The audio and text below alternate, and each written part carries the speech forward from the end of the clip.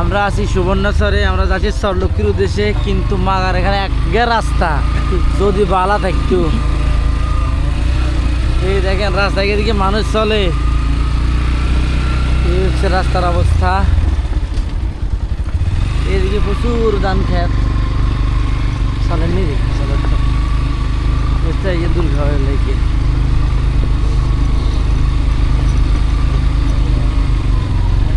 রাস্তাঘাট সুন্দর আছে, মজবুত কেন ভাইয়া, ওই জাউ গাছ একদম সেই দিকে বাই বানা সবাই বাই বানা এদার আতার লগে শিঙে কেন আছে বাইকে দিলে তো শেষ। সেমন লেভেল করে নামাইস, লেভেল জায়গা মানে হুন্ডা চালাক লাগবে। রাস্তার যে অবস্থা দেখি রাস্তার কাতারে হরেনি।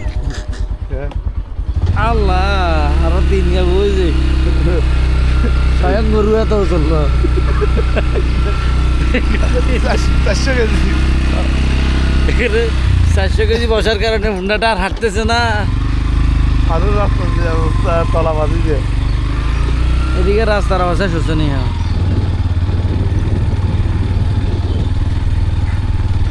খালি গাড়ি আঙ্গ জনের লগে খালি গেল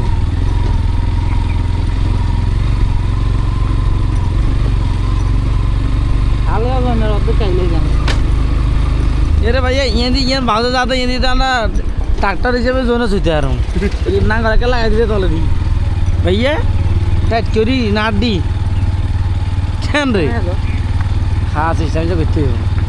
ফোনটাকে দিয়ে নাঙ্গল চাষ জায়গাটা সুন্দর আছে, অবশ্য রাস্তাঘাট দেখলে আর ভালো লাগে না। যদি রাস্তা ফেলে না খুব সুন্দর লাগবে রাস্তাটা আসছে কিন্তু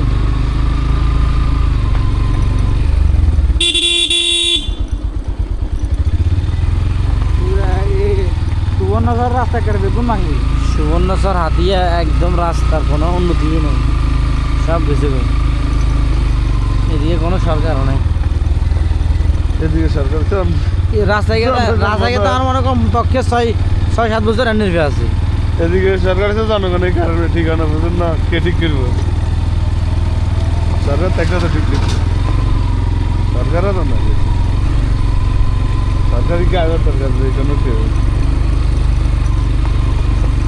বাংলাদেশে জিগাই ইয়ে দেয়া খা কি চোখে আঙ্গ মতো অবস্থা কেন আরে এখনো 3 গেল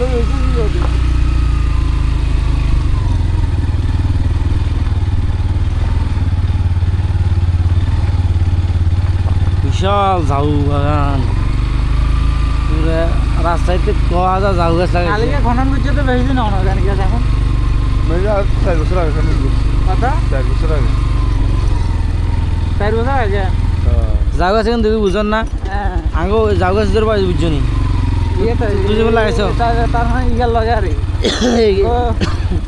জমি আসবে ইগাল লাগে। ও মা গো রিক্সা কাল বেলা কি অবস্থা তো তো রাত মতো আর 5 জন লাগবে না চলো কি তুই দাম তুই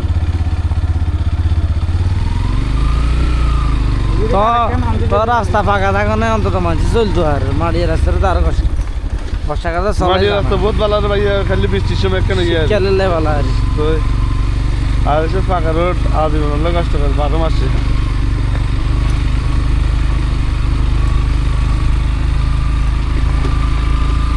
ইয়ে তো 3 ইয়ে সাফ হই কণাকান ঢুকলে তো লিক হয়ে যাবো। আমরা কেন সাইড লয়ে